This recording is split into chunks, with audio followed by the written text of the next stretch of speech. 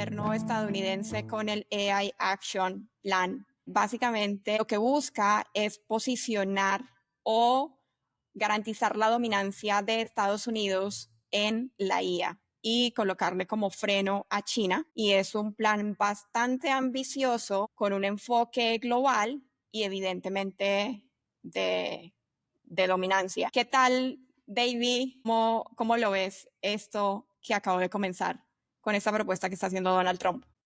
Pues lo que más me llamó la atención de todo lo que montan ahí es cómo quieren cambiar como la visión del trabajo Ujú. enfocado en AI.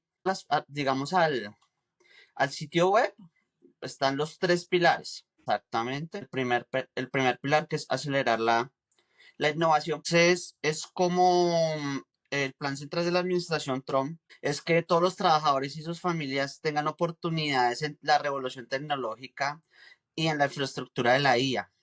Entonces, es como se va a cambiar como toda la cadena de producción para eso. Pero otra cosa que me llamó muchísimo la atención, muchísimo la atención, inclusive para mis tesis de inversión, es el consumo energético. O sea, ellos ya tienen claro que lo que va a pasar con eso es que va a consumir energía a lo que da. O sea, si uno mira, Ujú. se pone a leer los documentos con detenimiento, el pilar, o sea, de empezar a preparar la infraestructura para poder satisfacer todo el hambre de esos servidores, para poder entregar eso, está bien interesante hasta como con tesis de inversión. Entonces, si a alguien le gusta invertir por ahí, yo revisaría empresas generadoras como del cuento energético allá. Bueno, A ver, repasemos como los tres pilares. El primero, o sea, esto es definitivamente la hoja de ruta que está planteando Estados Unidos para dominar la inteligencia artificial a nivel global. Y tiene el tres tema pilares. es, el tema es no solo que que tienen los ¿Sí? modelos, sino quieren tener la dominancia en infraestructura, Ujú. producción de chips, en todo lo que implique todos los semiconductores. O sea, Ujú. esto es una hoja de ruta clara diciendo nosotros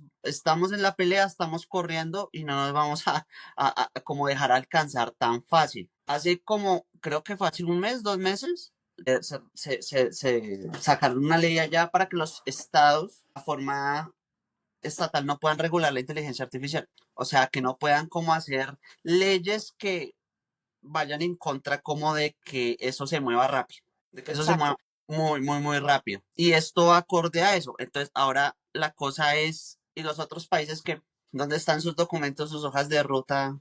Porque China debe tener una, ¿Seguro? seguro. Y el resto, Justamente esto va digamos, en posiciones muy divergentes con Europa, en donde Europa tiene bastante recelo y bastante, eh, digamos que despliegue de normas y normatividad relacionada y regulación relacionada a la IA, están bastante cautelosos, pero pues Estados Unidos está diciendo, primer pilar, necesitamos acelerar la innovación y quitar sobre todo toda la burocracia y mira que acá dicen remover toda la regulación y como esa burocracia para que la innovación sea como el punto de construcción, va a habilitar la infraestructura tecnológica.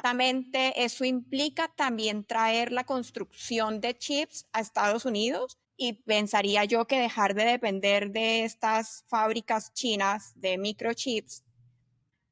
Y el último es liderar la diplomacia y la seguridad internacional. Y esto me recuerda a una cosa que evidentemente Estados Unidos ha hecho por muchos años y es el tema de alinear al resto de las regiones o al resto del mundo. Es decir, como que poner las reglas del juego, definir cuáles son los frameworks, los marcos de trabajo y de alguna manera alinear al resto del mundo, pues porque están definiendo como las reglas del juego. Y así lo han hecho desde, o sea, siempre como alineando al resto del mundo, ¿no? sí, sí. Mira que ayer preciso, no sé si supiste que tenía mi sesión de Team Crews acá en Bogotá para ¿Ah? invitar a José y a Marian también cuando puedan venir a Bogotá, los de Team que se pueden conectar con desarrolladores, con gente muy técnica. que está al alcance de cualquiera también.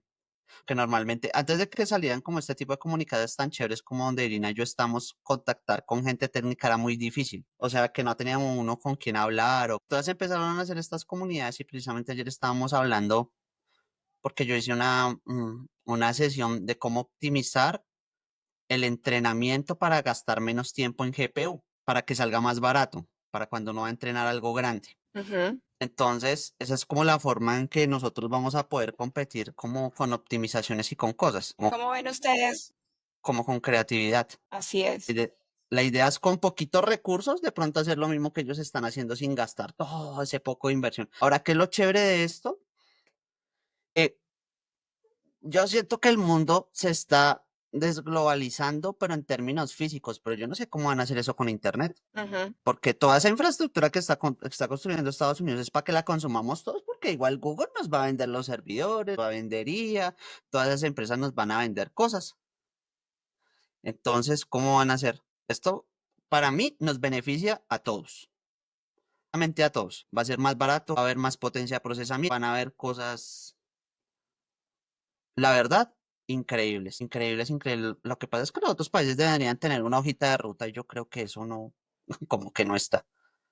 Y esto es Yo una creo hoja de que ruta, es una hoja de ruta para el negocio, o sea, para que la IA se convierta para que sea otra industria americana líder en los próximos 50 años. No es una regulación, no le están poniendo palos en la rueda, no quieren frenar las cosas, ellos están acelerando. Porque la competencia ellos pues no va a frenar tampoco, que China no va a frenar. así es. Entonces eso Ahora, está acorde a eso.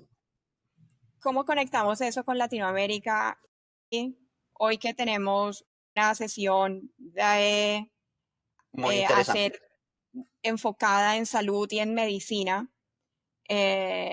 con José y con Mariana, ¿cómo ven ustedes la adopción de desde ese enfoque médico y digamos que el posicionamiento que nos ha facilitado empresas o estas big tech como Google en la aplicación de, o en el ejercicio de su trabajo diario como médicos o desde el enfoque epidemiológico? Bueno, yo pienso ahí que hay una cosa muy interesante con eso que ustedes mencionaban, que es con el tema del juego geopolítico que se está dando. Incluso hace poco también hubo una legislación alrededor de Bitcoin y todo lo que tiene que ver con criptoactivos. Es decir, Estados Unidos le está apuntando a una temática no solamente de regulación, sino convertirse en centro tecnológico en varios aspectos. Uno de esos, inteligencia artificial, y también el desarrollo de estas tecnologías con blockchain, por ejemplo, con cripto. Y de una u otra forma, Latinoamérica se está volviendo más bien como una zona rezagada y más bien como un escenario de consumo. ¿Consumo en qué sentido? Consumo de las tecnologías que están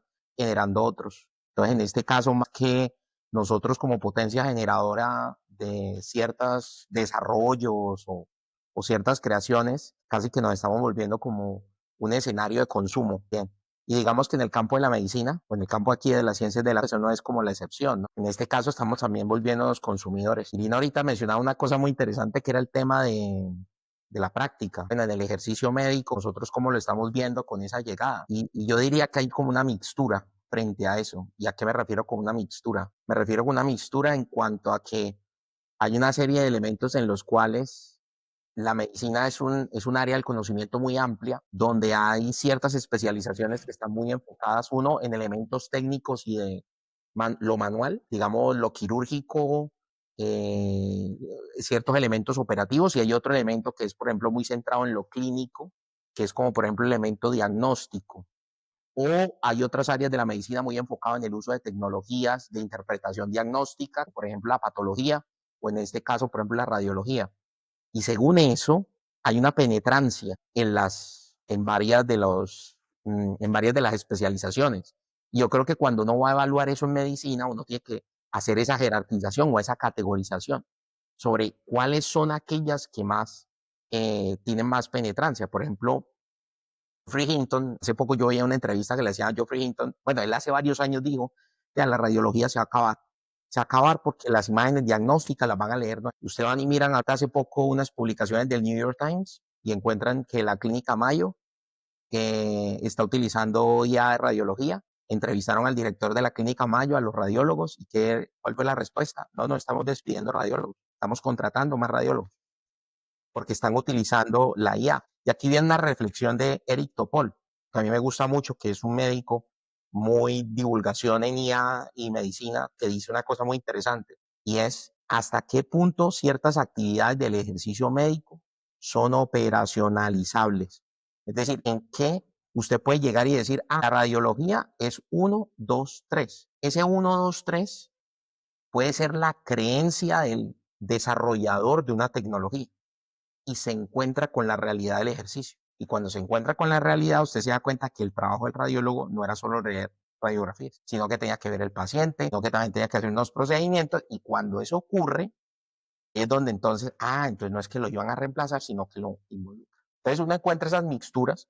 Y aquí, por ejemplo, en Colombia, que ya estamos aquí aterrizando al caso latinoamericano, y lo que uno de pronto ve con los colegas hablando un poco, es como por un lado, como una cosa que es muy de Estados Unidos, como europeo, eso no nos toca, eso no tiene que ver con nosotros, o sea, eso no es con nosotros. Y en el otro lado hay una gente que tiene como una necesidad de, oiga, como que están llegando, como que quiero saber, pero la pregunta que más entra es, ¿cómo eso lo puedo aplicar ya hoy en una ronda o frente a un paciente? Y cuando usted está frente a un paciente, se encuentra una dificultad, es el dilema ético. O sea, ahí se encuentra la primera barrera o el primer desafío.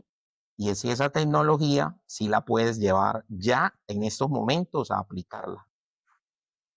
Desde el punto de vista de, de aplicaciones de inteligencia artificial y medicina, depende, pues hay muchos campos en los cuales se puede abordar. Empezando desde el punto de vista de investigación, se puede utilizar desde el proceso mismo para recolección de datos, análisis de datos, de manuscritos, búsqueda de artículos científicos. Estas herramientas lo ayudan a uno a potenciar como médico.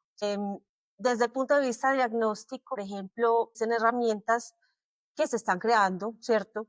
Para ayudar a optimizar procesos. Por ejemplo, a optimizar procesos de lectura de, como lo decía José, no va a reemplazar al radiólogo. Uno de los grandes miedos que nos han manifestado o que inclusive se tocan o son punto de conversación en los eventos científicos de medicina es si la inteligencia artificial nos va a llegar a reemplazar. Y en la opinión general es que no hay un reemplazo. Potencia es la labor del médico. Hace que la labor del médico se pueda facilitar de una forma de que las cosas se puedan hacer más rápido. Por ejemplo, un radiólogo no se va a centrar tanto en leer resonancias magnéticas que son normales, sino puede centrarse a la interpretación de casos más complejos. Y lo mismo pasa desde el punto de vista clínico. Cómo esas herramientas pueden ayudar a agilizar procesos de atención en salud. Desde el punto de vista, por ejemplo, de educación en salud. Educación en salud, pues José Profe lo ha vivido más como en el entorno educativo. Cómo se puede implementar los procesos de la inteligencia artificial dentro de los procesos de enseñanza. En todas las carreras, en medicina hay que leer mucho, en todas las carreras hay que leer demasiado. Asegurar que el estudiante aprenda desde el punto de vista teórico y desde el punto de vista práctica utilizando estas herramientas. Sí, ahí hay unos elementos como importantes con eso, por ejemplo, de educación. Y uno ve que, por ejemplo, chatbots como los que hay ahorita de Claude o ChatGPT o Gemini son muy útiles en el proceso de la tutoría, digamos, de la medicina. Eso es una cosa que ahorita, por ejemplo, sí se puede usar, pero todas son modelos, no sé si es correcto llamarlos como muy generalistas, o sea, muy amplios, y a veces lo que tú necesitas es el profe de medicina, o sea, es el tutor de medicina, enfocadito, Sí.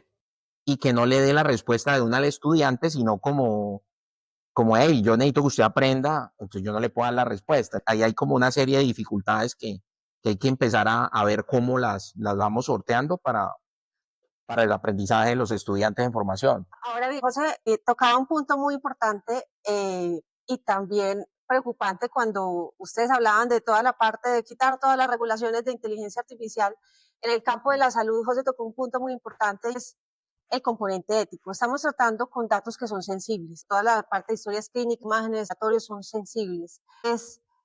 Eh, Ahí entra el dilema de cómo regular el uso de la inteligencia artificial para no, para manejar esos datos clínicos de los pacientes. A veces puede haber una mala praxis que se pasan, o sea, a modelos de LLM, datos de historia clínica de pacientes. ¿cierto? Y eso está poniendo en riesgo todo lo que es la privacidad y confidencialidad de la información, ¿cierto? Ese es un aspecto muy importante a discutir en el ámbito de la aplicación de la inteligencia artificial. Sí, la gobernanza de los datos. Ese es un vertical de todas las industrias. Es una preocupación de todos y sobre todo en esto. Ahora me gustaría preguntarles una cosa. El tema de una métrica que nosotros tenemos mucho en la industria que es el accuracy, es qué tanto se equivoca. ¿Qué tanto se equivoca un médico versus una IA? ¿Qué opinan de eso? La accuracy también nosotros lo utilizamos en epidemiología.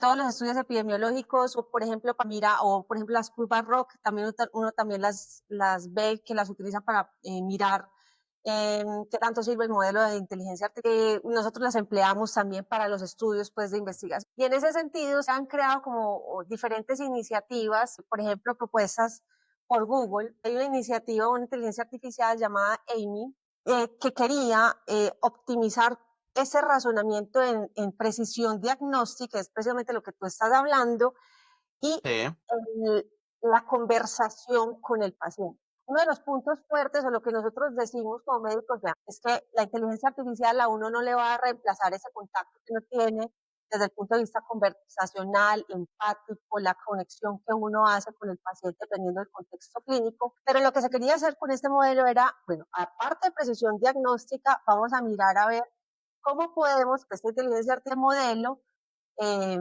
logre esa conversación empática con el paciente. Entonces, mira que ahí, por ejemplo, en ese modelo miran precisión y miraron diferentes componentes. Lo que hicieron con Amy fue entrenar con diálogos simulados, ¿cierto? En diferentes contextos clínicos, con diferentes patologías, cómo sería la conversación de un paciente con Amy, y miraron ciertos componentes que en Estados Unidos, acá no es que se use mucho, evalúan los médicos cómo es esa parte o ese enfoque de la anamnesis, que es cuando uno le pregunta a los pacientes qué es lo que siente, cosa, el examen físico, el relacionamiento que hay durante la consulta. Lo evaluaron comparando inclusive con médicos de atención. Y ahí en la gráfica que está mostrando Irina, inclusive ustedes pueden observar que igualó, inclusive superó en varios componentes de esta prueba a los médicos de atención primaria. Cuando me refiero a los médicos de atención primaria son como los médicos generales, por así decirlo, En en Colombia, Colombia. pero en otros países serían los que conocen como médicos especialistas en medicina familiar. Y más abajo también puedes ver unas gráficas que miran el accuracy y alcanza aproximadamente el 90% superando a los médicos de atención primaria de salud que tenían como una accuracy de precisión diagnóstica del 80%. En parte, médicos, es importante reconocer que los médicos no la saben todas. La medicina es muy extensa. Esto es una IA que está entrenada con datos, los saca ahí de su entrenamiento y todo eso, pero pues nosotros no recordamos todo. Pues, que la accuracy de este tipo de herramientas vaya a ser más alto, porque puede que nosotros en el momento tengamos todo el conocimiento disponible. Y es que el escenario clínico real, eso es una cosa que hay que tener presente, que ese escenario clínico real. Yo estoy pasando una ronda de hospitalización, viendo un paciente y mientras lo estoy viendo, doctor, acaba de ocurrir un paro, corra, vaya para allá, haga la reanimación, vuelve, continúe la ronda. sí, Se complicó esto, súbale acá, no, el paciente está demandante con no sé qué, la otra señora acá te pone aquí, se pone a pelear contigo, o sea, es decir, el escenario clínico real es muy distinto al de unas pruebas. En este caso, por ejemplo, las pruebas que uno usa, porque muchos de estos modelos se entrenan con los exámenes, por ejemplo, de convalidación de los títulos o de hacer posgrados en Estados Unidos, lo que se llama el USML, ¿sí? Con esos exámenes que son como para uno entrar a una especialización médica, muchos de estos modelos siempre muestran como top para resolver este tipo de cosas. Pero digamos que el día a día del quehacer es donde de pronto hay como clínica porque es una área sí. en donde hay un relacionamiento, lo que llamamos en medicina el rapport. O sea, cuál es la interacción que uno tiene con el paciente. Y eso a mí me parece que es como una cosa. Yo creo que ahí va a pasar lo siguiente. El papel digamos, de la medicina se ha distorsionado un poquito porque es que es tan valiosa la medicina para la humanidad. Creo que es de lo más valioso, lo que más nos da bienestar de todo tipo. Entonces, ¿Yo qué creo que está pasando con esto? Que como que el papel del médico va a cambiar, va a mudar porque digamos que se va a quitar el chicharrón de unas cosas que no vale la pena atender. La pena atender. Hay cosas que la inteligencia artificial va a ser capaz de decirle a la persona, vea, usted tiene esto, a través de un chat. Esto sí tiene que dirigirse, esto sí. Entonces el papel del médico va a mudar a un papel que a mí me emociona mucho porque yo siento que todo médico es un científico y a mí me da como tristeza ver a un científico sentado en una EPS atendiendo uno tras otro, cuando esa persona podría tener el potencial de estar curando el cáncer, estar curando una enfermedad huérfana, de estar analizando cuestiones de código genético y demás cosas que el diseño de la economía, a esa persona le toca estar gastando la mayoría de su tiempo en eso, después hacer un esfuerzo gigante y tal vez pedir hasta un montón de plata prestada para especializarse en algo que sí de pronto puede impactar. Entonces yo lo que creo que esta tecnología va a hacer es como papel como médicos va a volver a ser el que eran un principio de ser unos científicos innatos y vamos a empezar a solucionar los problemas grandes de la humanidad porque hay con qué. Esta vaina también permite hacer un montón de cosas, investigación rápida, simulaciones, un montón de cosas que se puede equivocar, obvio que sí, pero ahorra muchísimo tiempo. Entonces, yo sí creo y le encuentro muchísimo y muchísimo valor a esto y lo que dice José es verdad, o sea, bueno, en una ronda, una IA no, una IA no te va, no te va a ayudar con un paro, no te va a ayudar con un diagnóstico físico, no te va a ayudar con eso. Entonces, yo creo que los médicos van a poder enfocarse otra vez en salvar vidas, porque siento que hay muchas personas que ahorita pueden estar en una parte como de médico general y decir, Dios, si a mí me queda tiempo, ya me meto a neurología, me meto a endocrinología, me meto a tener un 360 a la persona en el computador y decir, oh, listo, hermano, o listo, tú necesito que por favor llames a alguien porque nos tenemos que ir porque algo pasa. Porque o sea, la visión del médico se va a volver tan 360 que va a ser increíble. O sea, el bienestar de la humanidad para mí va a cambiar completamente los próximos 20, 30 años porque van a haber un montón de cosas que van a cambiar en eso. Y a mí me emociona mucho que hayan médicos ya como ustedes metidos en este cuento porque van a cambiar la cosa. Y yo creo que para Fíjate, Colombia eso es muy valioso. fíjate, David, que eso que tú mencionas, así abre el texto del modelo que lanzó Microsoft, porque Ah, precisamente eso que tú estás después van a decir mencionando, que fue que me lo leí. pues dice que, sí, de eso es que se lo cogió, pero Yo, fíjate yo, que el yo digo modelo, cosas que después Irina dice, mira que sí lo dijeron. brujería, brujería. Hay una cosa, antes de entrar a ese tema de Microsoft, quiero mencionar algo. Hay dos enfoques que me parecen relevantes desde mi experiencia como paciente y es, ah, en la medicina pienso que hay tres enfoques. Reactivo, que necesitas curar cosas, o sea, ya te enfermaste, necesitas curarte. El preventivo, que lo ideal es que se haga prevención de la salud y que prevengas la enfermedad. Y eso, desde el punto de vista de un paciente o de un ser humano, para mí es responsabilidad de cada individuo. La responsabilidad de la salud y del cuerpo es de cada uno. El médico es alguien que te ayuda a transitar como la enfermedad para volverte a sanar.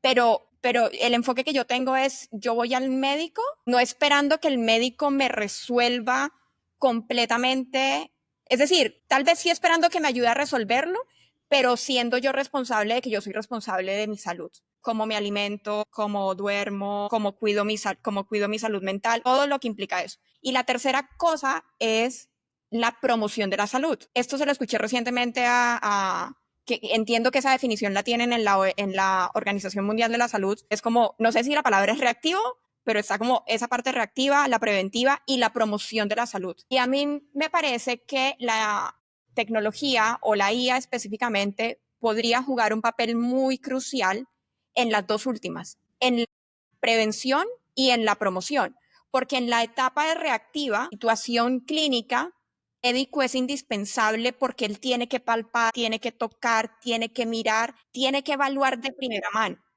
pero muy exactamente, y tiene todo un criterio que ya ha venido desarrollando con la experiencia y con el conocimiento que tiene para poder decir, esto es por aquí o esto no es por ahí. Y lo digo yo de primera mano, que justamente hace poco me examinaron 2 médicos radiólogos. Entonces, y en efecto, va más allá de lo que decía Mariana, de simplemente leer la lectura y atender al paciente, ver si al presionarle aquí le duele o no. Entonces, para mí la inteligencia artificial es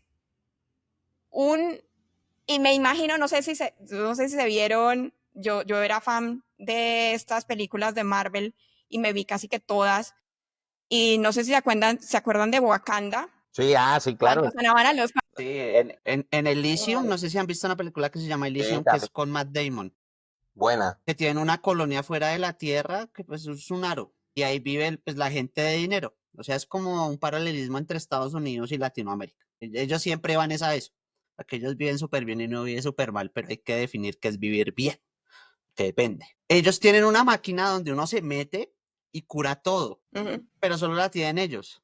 O sea, eso es la cura que es parecido a lo de Wakanda.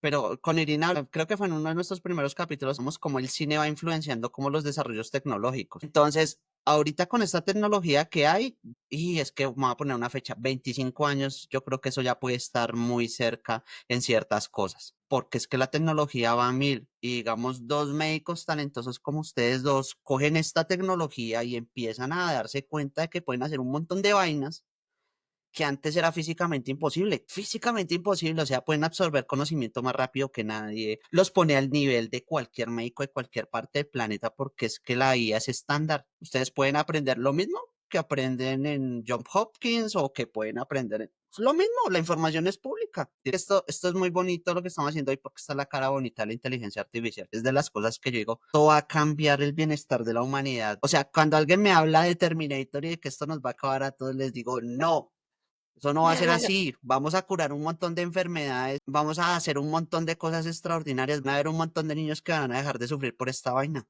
Fíjense, Eso es que increíble. ustedes no han preguntado, pero por ejemplo, Mariana y yo tenemos chats de GPTs personalizados para nuestros trabajos. O sea, nosotros hacemos, por ejemplo, yo tengo un GPT de escribir preguntas de investigación. ¿Cómo hago mejores preguntas de investigación epidemiológicas? Tengo GPTs para mejorar los clubes de revista, que yo soy profesor de clubes de revisiones de artículos con estudiantes de posgrado de medicina. GPTs también para crear proyectos de investigación en medicina. O sea, es una herramienta Muy potente. y yo les digo, o sea, fue un cambio total. Sí, Pero y si es, hablamos de investigación, mira que, también todas estas herramientas de inteligencia artificial han ayudado a crear moléculas, ¿cierto? Desde el punto de vista bioquímico que pueden tratar ciertas enfermedades. Por ejemplo, hay un estudio reciente con una molécula, en ese momento no me acuerdo el nombre, para una enfermedad que se llama degeneración macular difusa, que es de los ojos y lo deja ciego a uno. Hicieron el ensayo clínico con un fármaco que diseñó un modelo de inteligencia artificial y el fármaco en el ensayo clínico está mostrando que es eficaz. Entonces ese es otro punto desde la investigación, desde el desarrollo de nuevas moléculas que favorece el tratamiento pues, de enfermedades y lo que vayan desarrollando. no, es que es increíble. O sea, también el poder que va a haber en el mundo cuando salga eso de la computación cuántica. Que 2 investigadores como ustedes puedan acceder a un computador cuántico y hacer 20.000 simulaciones sobre una vacuna, por ahorrarse 10, 20 años de pruebas en un segundo, porque ya lo calculó todo. Eso le va a traer un bienestar a la humanidad que la gente todavía no lo mide, todavía no lo mide. El tema de la data, o sea, todos los que tenemos el relojito que nos mide, Sí. eso va a tener un cambio gigante porque es que si yo me voy a sentar a donde un doctor, él ya va a tener no me diga nada, sé su peso, pero yo le sumaría esto, tenemos que hacer esto. El bienestar de la humanidad va a cambiar muchísimo. Hay una startup que es Sakana con K, Sakana AI. Sakana AI hace todo el flujo de trabajo con un agente, pues como varios agentes que hacen desde la hipótesis, pregunta de investigación, construye la propuesta de investigación, rueda los experimentos en ambiente virtual o da la instrucción al investigador de, vaya al laboratorio, tiene que hacer esto, vuelve, le traen los resultados los procesa y saca el paper, o sea, hace el artículo, todo. o sea, hace todo el ciclo de investigación. Oiga, y eso lo sacaron como varios papers y varios de esos fueron a congresos, fueron a varios eventos y superaron lo del Increíble. tema de revisión por pares.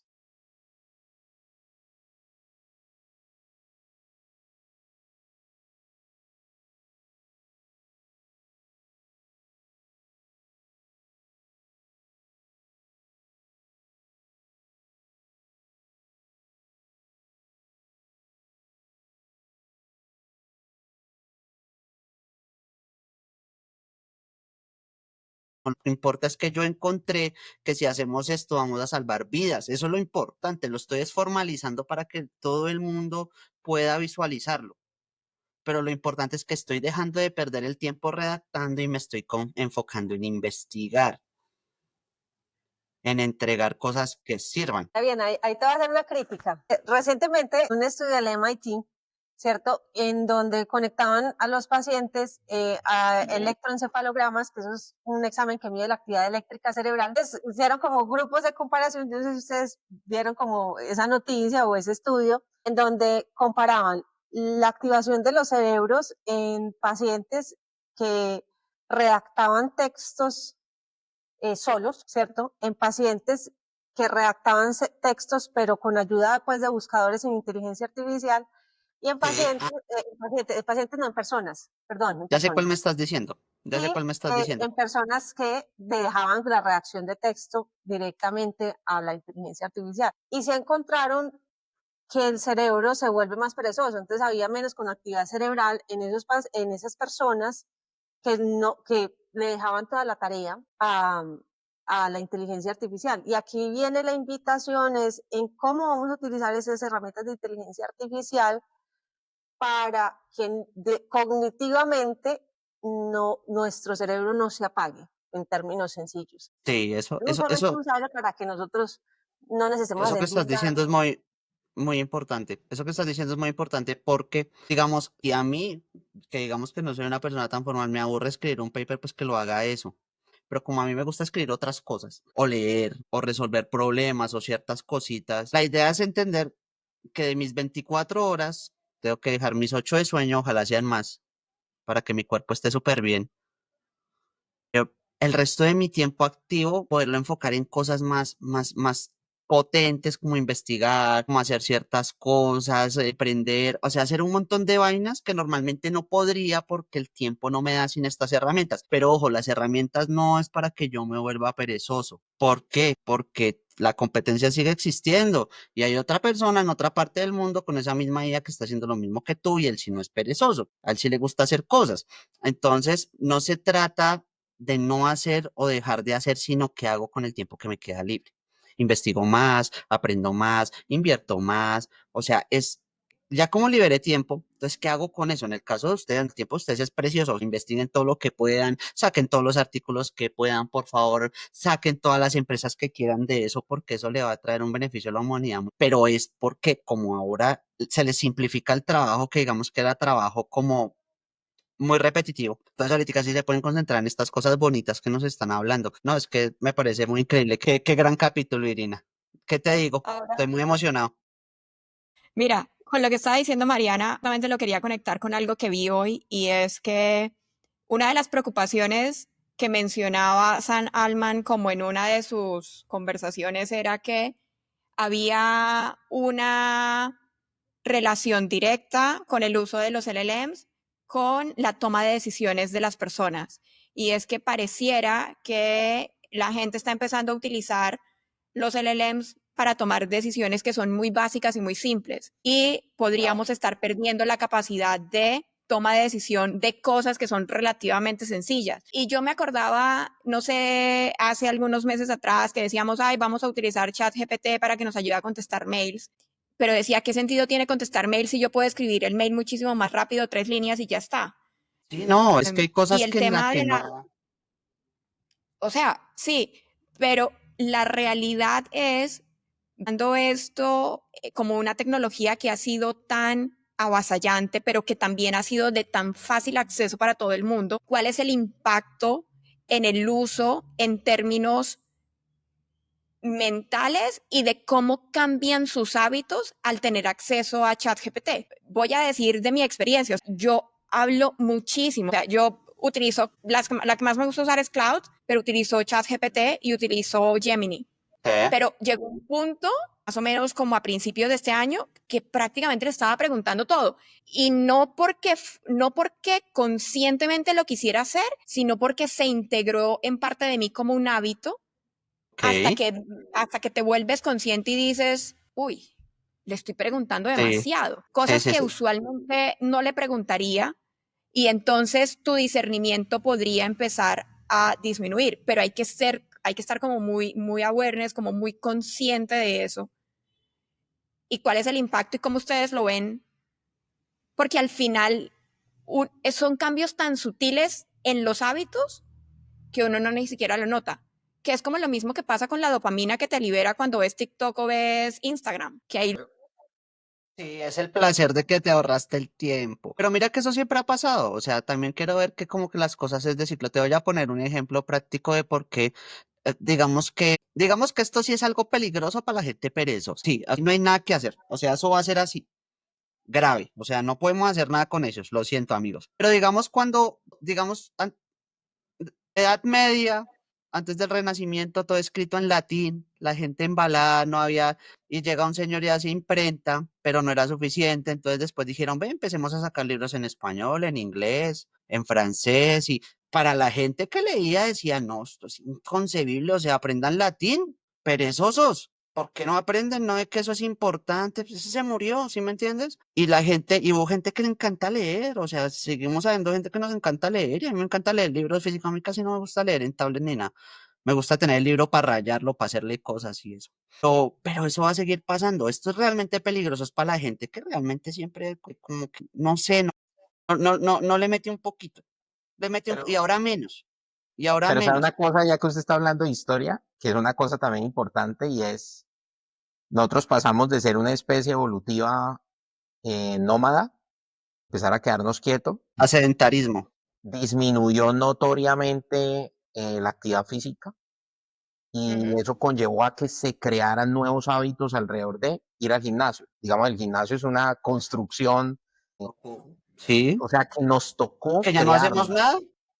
Entonces, yo me pongo a pensar, pues es una cosa que he estado también reflexionando alrededor de esto y es hasta qué punto va a ser necesario gimnasios cognitivos, ¿sí? O sea, hasta qué punto va a ser Eso, necesario el entrenamiento. Yo les doy un ejemplo, en clase, usted habla con eso, profesores, eso es yo estoy, por ejemplo, increíble lo como que profesor, ¿y qué nos ha tocado hacer? estás Les cuento diciendo. una cosa. Uno, por ejemplo, los cambios de muchos, nosotros hacíamos, por ejemplo, hagan ensayos. Yo, por ejemplo, era muy amante de los ensayos. Yo dicto salud, vamos a hacer un ensayo, vamos a analizar. De pronto los ensayos pasaron a, profe, le voy a hacer el ensayo, venga, lo hago aquí a través de herramienta y nos tocó empezar a innovar ciertas cosas, cambiar ciertas cosas a trabajos, por ejemplo, intraclase. Aquí está un papel, acá hay un lápiz y vamos dentro de la clase Sí. a escribir. Vamos a escribir dentro de la clase. Ojo, usted se puede ir y trabajar, y eso es otra cosa que me parece importante, y eso lo aprendí como profe. La IA es una herramienta súper buena, sí, pero no significa que es una herramienta que lo uso en todos los procesos de enseñanza. Habrán procesos en donde la uso y habrán No, procesos donde yo necesito me que sea un encanta lo lápiz que, y un papel, sí. nada más, Lo que y que pasa es vas a que, mira, trabajar con eso. ahí tú estás viendo que el rol va a cambiar y eso es muy importante. Hace unos días me uní a una charla, mientras estaba programando una cosa y me uní a una charla de un tema de cuando la gente trabaja en casa. Estuvo bien interesante, la escuché toda. Entre dos chicas que estaban hablando del impacto del trabajo en casa con el tema psicológico y con el tema de que ahora se están haciendo como parches y comunidades para reunirse, así trabajen remoto, pero para verse, para conectar con la gente. Y que eso era muy importante porque después de la pandemia nosotros nos desconectamos muchísimo. Ahorita siento que la gente está conectando otra vez y eso me encanta porque hubo un momento hace como un año y medio que yo decía, no, la gente la pandemia le hizo un daño porque maldita sea es que no se están hablando para nada.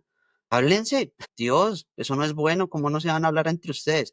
Entonces, la dinámica del trabajo en casa empezó a cambiar porque la gente está empezando a buscar con quién ir reunirse para trabajar, para no estar solos y para tener contacto con la gente. Entonces esa vaina que tú me estás diciendo, eso es muy, muy, muy importante porque el rol de ir a la universidad, el rol de ir al colegio, va a convertir en lo que tú estás diciendo que es una gimnasia de mi mente. Mi rol ya no es ir a entregar como lo que era para nosotros, que era ir, cumplir un horario, darnos hacer unos ejercicios ahí, entregar una cualquier vaina y tal, luego porque hay que cumplir.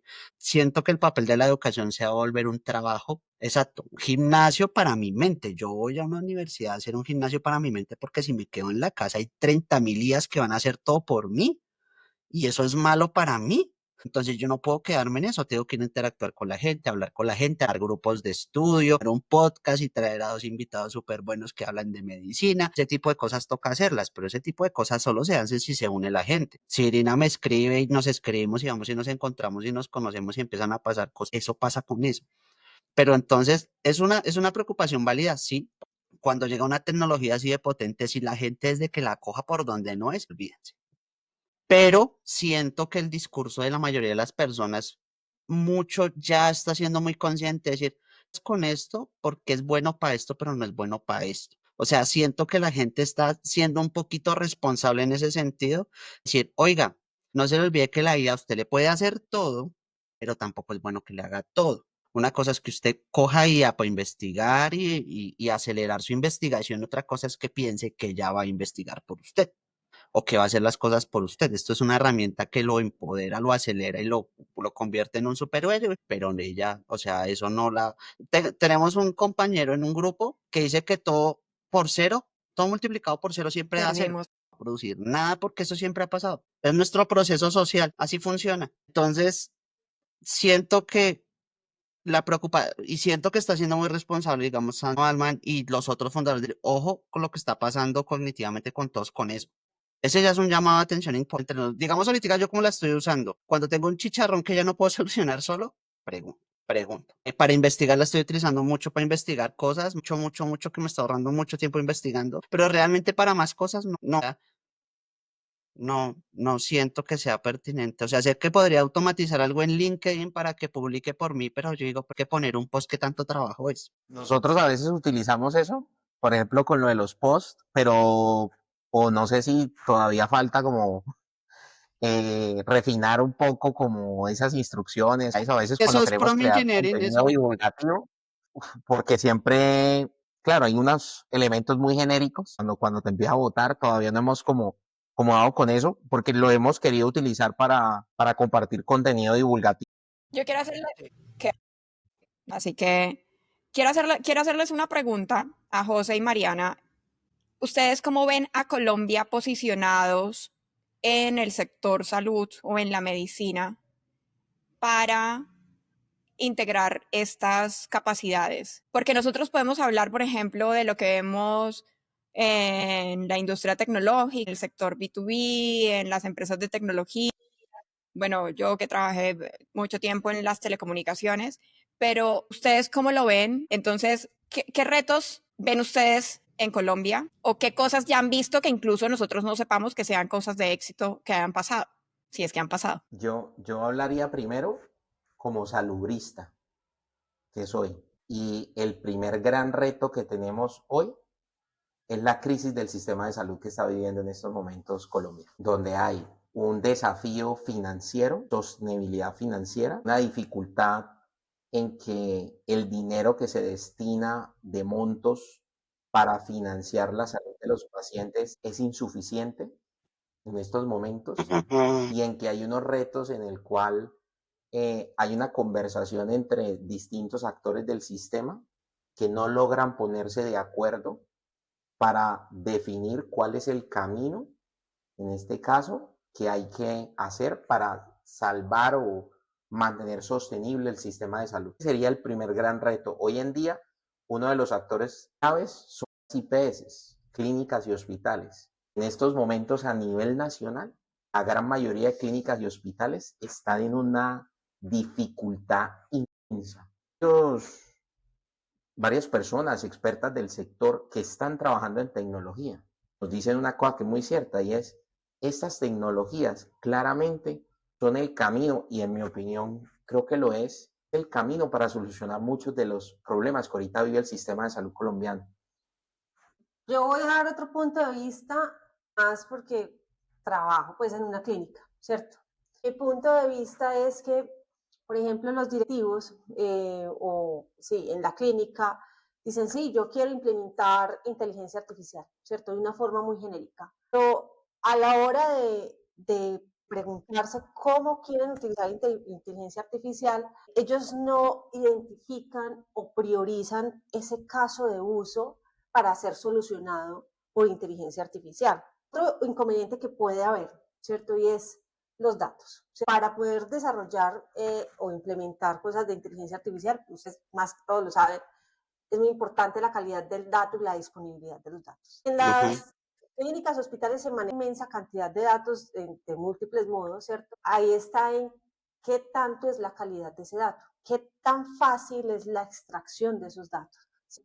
Y la otra es qué capacidad tienen ya pues como institución de salud para una vez implementado esos modelos o esas herramientas o automatización de procesos con inteligencia artificial, qué capacidad tienen, uno, para garantizar esa sostenibilidad, dos, esos procesos iterativos de tener un equipo disponible que mejore y que se enfoque cada vez más en mejorar esas herramientas de inteligencia artificial para optimizar esos procesos. ¿Qué tanto tienen preparados sus departamentos de TICs, cierto? Que se enfoquen en la implementación de inteligencia artificial, porque ahí es fundamental todo el departamento de TICs en las clínicas y en los hospitales. En muchas instituciones, en ESES, en clínicas, ciertos perfiles que serían buenos tener. No sé, un ejemplo, el científico de datos. Me refiero a que hay unos perfiles que a veces, en mi experiencia, que yo a veces me encuentro cuando he ido a clínicas, es como un tema TICS todavía, cosa como medio antigua. O sea, por ejemplo, había visitas y cosas a instituciones. No tenemos todavía licenciamiento o tenemos una licencia pero viejísima, No puede ser. computadores. Y eso, cuando tú vas y miras, TICS, si vamos a tener, es el departamento de TICS que tenemos, y vas y hablas a veces con algunos de los miembros de ciertos departamentos de TICS, de clínicas, de hospitales, ya que estamos viviendo como en un Hace 20 años. pasado así, o sea, una cosa impresionante. Es bien llamativo porque todas las clínicas tienen su departamento, por ejemplo, de epidemiología o su área de estadística, es decir, guardan la información y toda la cosa, y usted dice, bueno, ¿qué tanto de esto hacemos esto que Data Driven Choices, ¿cierto? ¿Tanto tomamos decisiones con base, no, o qué es lo máximo que hacemos? Un ejemplo, esta descriptiva, o tenemos estas frecuencias de cosas, pero eso se va o se lleva a un tablero, a un dashboard, a una cosa para toma de decisiones, siempre. Hay mucha información, siempre es de buena calidad, y además de todo, que no sea de buena calidad, toman decisiones, no siempre con las clínicas, conforme a esa información que ya se tiene. Pero esto de gestión de riesgo, una vez se hace desde administración, es pública, es riesgo, puede gestionar, por ahorita ustedes están hablando de prevención, ¿no? Es importante esta mirada desde la prevención. Para prevenir, uno tiene que en este caso identificar, por ejemplo, qué riesgos tienen mis pacientes según ciertas clasificaciones, ciertos elementos. Yo para eso necesito información. O sea, yo necesito una inteligencia de esa información. O sea, que esa información que yo recojo, en esto se procese para algo. Cuando usted va y mira muchas veces, usted encuentra unas clínicas y hospitales que todavía están viviendo en el pasado. Entonces, miren esto. ¿Y en grandes ciudades? ¿Y en grandes ciudades? Grandes ciudades, eso no estamos hablando aquí de un pueblo, no, eso es una ciudad principal y centro de referencia y es así, o sea, de eso te lo encuentras, no, o sea, no estoy hablando de una cosa exagerada. Miren estos retos, sistema de salud complejo, o sea, dificultad, tema de sostenibilidad financiera, importante, dificultad desde el punto de vista de infraestructura y de tecnologías. Por ejemplo, la propuesta de reforma del gobierno hablaba de la necesidad de crear un sistema de información. Usted va y mira en medicina, y en eso tienen toda la razón, digamos, la necesidad de un sistema de información unificado. Va y Unificado. mira, y en medicina tenemos muchas cosas que van como a distintos repositorios y cosas así. Y historia clínica electrónica, por eso todavía nosotros no hemos podido dar ese paso de la ¿Existe alguna unificación. referencia, algún referente de eso en el mundo? Es de eso que acabas de mencionar, de historias clínicas digitales No, el unificadas. National Health Service, por ejemplo, con Reino Unido, ellos, por ejemplo, ya tienen su sistema de nube. Es más, aquí un dato, Palantir está asesorando al National Health Service en muchos de los procesos ahorita de tecnificación que están haciendo. Palantir, la de... Palantir. Sí, Palantir. Palantir está, por ejemplo, asesorando al Reino Unido con eso. Entonces, sí, claro, hay unos ejemplos. Entonces, claro, aquí tenemos, nuestro país tiene muchos retos en este tema, muchos retos. Es lo mismo que sucede, o sea, eso que me dices no es ajeno porque siento que es la deuda tecnológica que está asociada a el hecho de que las decisiones de tecnología, como no hacen parte del core, sino que realmente hay una combinación de resistencia de uso de nuevas tecnologías, pero también de desconocimiento de cómo las integro y de falta de, no voy a decir, no necesariamente tienes que conocer las cosas para implementarlas, pero al menos saber que esas cosas están disponibles. Y lo que yo he visto, más allá de la falta de conocimiento, es que también la gente ni siquiera tiene presente o es consciente de que hay unas herramientas que les han facilitado ciertas cosas. Y lo digo porque a veces me hacen ciertas preguntas como muy, no voy a decir básicas, sino relacionadas, por ejemplo, con ciertas tecnologías que digo, oiga, pero es que esto no es nuevo. Y uno podría intuir que la persona debería saberlo, pero resulta es que ni siquiera es consciente de que eso está disponible. Y a veces puede pasar eso muchísimo en departamentos de IT, en donde el core de negocio no es tecnología, sino que el core de negocio es esta otra cosa. Se pierde muchísimo y hay una desconexión entre el servicio mismo que se está prestando y cómo la tecnología se convierte en un habilitador o facilitador más bien, de ese servicio que estás ofreciendo, digamos que hablando en términos generales. Yo no sé ahí, por ejemplo, si la tarea que viene haciendo el Ministerio de Tecnologías de la Información tiene algún tipo de injerencia con la rama de la salud o definitivamente es completamente aislado el trabajo que hacen esos ministerios. Eso Qué es lo buena que uno pregunta. llama la intersectorialidad, que es como uno de los desafíos. Yo sé que hay como elementos y propuestas y trabajos alrededor de este tema de trabajo conjunto, digamos, el Ministerio de Tecnologías y MinSalud. Digamos que yo siento que algo que pasó hace unos años acá con el sistema, que a pesar de todas estas dificultades o problemas, yo también una oportunidad, porque yo también veo eso como un momento, una oportunidad de dar ciertas discusiones, llevó a la agenda pública y a la agenda de las sociedades científicas académicas necesidad de discutirla, de necesitamos un sistema de información unificado, que necesitamos empezar a conversar alrededor de eso. Hace unos años el tema de historia clínica empezó también como a legislarse. Hay como porque hay unas normativas alrededor de historia clínica electrónica para empezar a trabajar eso. Pero el camino, eso todavía le falta mucho. Claro, pues que hay que destacar que hay otras instituciones de salud que sí han empezado a implementar sus departamentos de inteligencia artificial dentro de sus procesos de gestión hospitalaria. Por ejemplo, Valle de Lili, que es una institución top, ranqueada a nivel mundial, la Fundación Santa Fe también, ya tiene sus departamentos para desarrollar sus tecnologías basadas en implementación en inteligencia artificial. Y eso no significa que otras instituciones de salud no puedan, tarde o temprano, dentro de sus prioridades, la implementación de la inteligencia artificial y dentro de sus inversiones, porque ahí está otro punto. Quiero implementar inteligencia artificial, algo gratis, algo que tenga un bajo costo. No estoy dispuesto a invertir tanto dinero por esa tecnología que me va a ayudar a optimizar este proceso. Ahí hay otro punto también a rescatar. Por ejemplo, yo pagaría, un ejemplo, ¿no? Aquí, licenciamiento de ChatGPT para unos empleados, si no estoy ni siquiera pagando el licenciamiento de Microsoft, o sea, para tener el Office 365. Eso que estoy escuchando es increíble. Yo no puedo creer eso. Yo no lo puedo Y creer. Yo no eso lo, pasa mucho, créanme. O sea, no es una no. cosa Yo sí lo rara. puedo Yo estoy creer. aquí hablando cosas raras.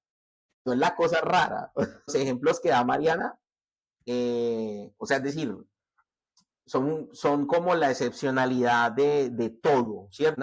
Claramente nosotros tenemos Bucaramanga, la clínica Foscal, que son clínicas son muy buenas, ¿cierto? En Bogotá, Cali, ¿cierto? O sea, hay instituciones muy buenas, líderes que están haciendo cosas muy interesantes. Cuando se va a mirar como el panorama general, hospitales, muchachos, o sea, hospitales que es como en pueblitos también que hay, o zona, es aún más difícil el reto. Usted dentro de ciudad, dentro de capital, ve estos fenómenos que les estamos contando, o sea, problemas con licenciamientos básicos, que uno diría, no, eso es lo básico, pero no, a veces no hay eso. También yo creo que hay un tema, tú hablabas de intersectorialidad y es el tema de que ciertas profesiones o ciertos profesionales, por ejemplo, que saben de estas cosas, no necesariamente son conscientes de esos problemas y tampoco los están abordando. Es decir, no sé qué tan enriquecido pudiera estar los departamentos de TI de una clínica en términos de atraer talento de ingenieros, por ejemplo, porque necesitas ingenieros, necesitas analistas de datos, necesitas ingenieros de machine learning. Y generalmente cuando uno piensa en, yo particularmente pensando en esa hoja de ruta como profesional, muy seguramente uno no tiene como destino la salud. Si me explico, es una cosa que también puede pasar que la aplicabilidad, perdón, en el ejercicio práctico de la profesión de ingenieros no es necesariamente que seleccionemos la salud como nuestro objetivo. Pero es que tampoco lo Ya demandan. saben que ahí hay una falencia que pueden cubrir. Hay trabajo para hacer ahí. Hay mucho trabajo, claro, hay muchos problemas de fondo. Sí. Sí. Qué interesante. Este capítulo me ha gustado, Irina. Sí, he aprendido mucho. Oigan, Este capítulo me ha parecido muy interesante.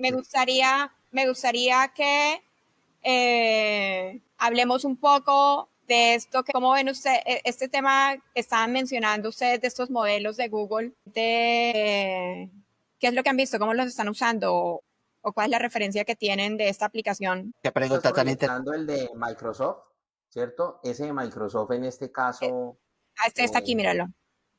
pero si Este. quiere, sí, el del camino hacia la superinteligencia médica, que fue básicamente como un sistema que recurre a otros modelos. En este caso utilizó, por ejemplo, O3. Ustedes ven en esa imagen que ese sistema utiliza modelos existentes. Entonces es como un ecosistema que recurre a modelos existentes. Sí, es un Y, orquestador. sí, un orquestador, así es como lo denominan, que tiene varios agentes que cumplen una serie de funciones y lo que hicieron ellos básicamente es cogieron una revista que se llama el New England Journal of Medicine, que es como una revista top en medicina, y reunieron los casos complejos, porque hay unos artículos que publica el New England, son sobre casos complejos en medicina, y los médicos pueden opinar o tratar de plantear respuestas alrededor de un caso, ¿cierto? Entonces es como una actividad que se hace ahí en el New England.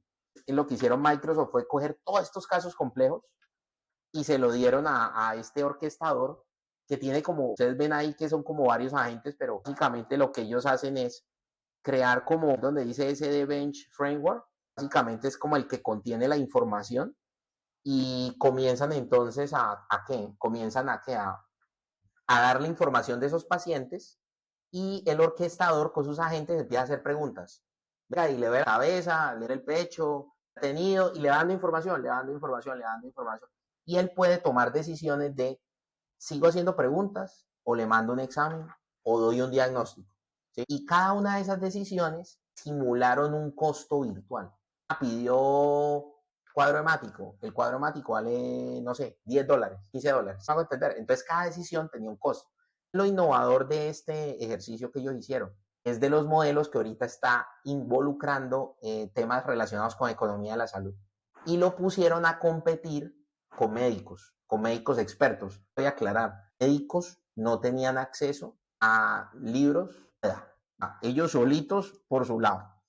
Me parece que esa competencia estuvo dura. Entonces, si ustedes miran ahí ese gráfico que está mostrando Irina, ustedes ven que hay una cruz de color. O sea, mejor dicho, el eje de la Y es el accuracy del diagnóstico, el eje X es el costo. Entonces, ¿qué ve usted? Los médicos que son la crucecita sacaron una accuracy casi del 20. Esos médicos no tenían acceso a información ni nada, sino que ellos solo. Estamos hablando de casos sumamente complejos, muchachos. O sea, casos complejísimos del New England. Si ustedes ven ahí, ustedes ven que el modelo, el que dice ahí como May DXO, ¿cierto? El orquestador, se van dando cuenta que ese orquestador tiene como varios tipos de orquestador. O sea, me refiero como orquestador, pero que responda rápido, orquestador, pero que tiene un presupuesto de $5,000, orquestador, pero que tiene un presupuesto de tanto. ¿Qué es lo que uno concluye? Que definitivamente ese modelo orquestador, en esos casos tan complejos, logra obtener buenos resultados altos en el accuracy a menor costo. O sea, ahorra plata y te da un valor de la accuracy del diagnóstico alto. Si usted lo compara con el humano, es notoria la diferencia. Ustedes ahí ven los otros modelos, GPT-4, GPT, ¿cierto? Ahí lo ven Gemini y toda la cosa. Ahí lo que pasa es que lo pusieron a competir con esos modelos también solitos. El orquestador podía adentro utilizar su modelo, o sea, el modelo Gemini, el modelo lo podía usar, pero lo pusieron a competir a que, bueno, O3 o Gemini conteste las preguntas y mande exámenes o eso. Y ustedes se dan cuenta que, por ejemplo, O3 fue como de los que también obtuvo respuestas altas, pero miren que fue muy caro.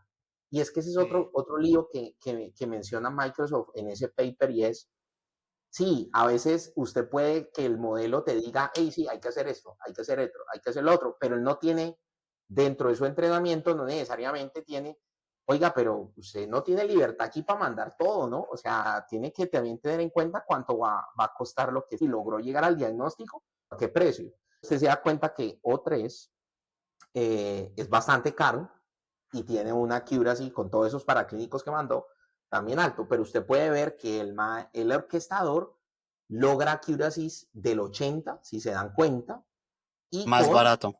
y más barato. Esa es como la gran reflexión que hay con este ejercicio. Entonces Y fue que un modelos ejercicio de casos complejos especialistas, de y medicina. que modelos especialistas son más potentes que los otros generalistas, miren. Claro, claro, así sea un orquestador y todo, como está alineado solamente para eso, miren el resultado. Entonces Eso vamos bien. entonces confirma que alinear los modelos definitivamente es súper efectivo. Y lo que hablábamos la vez pasada, y es mejor ser especializados que ser generalistas, ¿no? Generalistas. La gráfica sí lo dice todo. No, Sí, o sea, más barato, mejor que los otros. Es que está por encima de otros, el Parato. sí. Bueno, Wow. ajá. Sí. Buena señal. Estuvo bastante nutrida. Uy, sí. A cerrar, podemos recapitular diciendo que definitivamente Estados Unidos está jugando a la dominancia de la inteligencia artificial. En términos generales, inteligencia artificial para las ciencias como para todas las industrias, un habilitador que permite enriquecer la labor del médico, pero considerando que en la vida clínica se van a enfrentar a situaciones que definitivamente el médico tiene que solventar de manera... es Física. decir, la necesidad del médico es fundamental, es crucial. Aquí no estamos hablando de reemplazar médicos. También esta noción de prevención pienso particularmente que la inteligencia artificial ahí puede contribuir de manera significativa. El manejo de los datos, la sensibilidad de los datos que se manejan en la salud es, digamos que más que en cualquier otro sector, es muchísimo más delicado y requiere un tratamiento especial. Y los temas que tienen que ver con el uso de modelos especialistas, pues definitivamente son un game changer aquí en términos de considerar costos y demás. Y para Colombia, creo que tenemos retos que no solamente se ven reflejados en la salud, sino que en diferentes sectores. Y yo pienso que Colombia también tiene una deuda tecnológica muy grande, tanto en gobierno que se ve y también en empresas privadas. Eso que dice José realmente a mí no me sorprende porque yo observo eso también, incluso en algunos casos de corporaciones. Digamos que los retos son bastante relevantes, hay muchísimo trabajo por hacer. Placer. ¿Qué más? No, que estuvo muy interesante, gracias. Qué increíble este capítulo. Ustedes, gracias por invitarnos.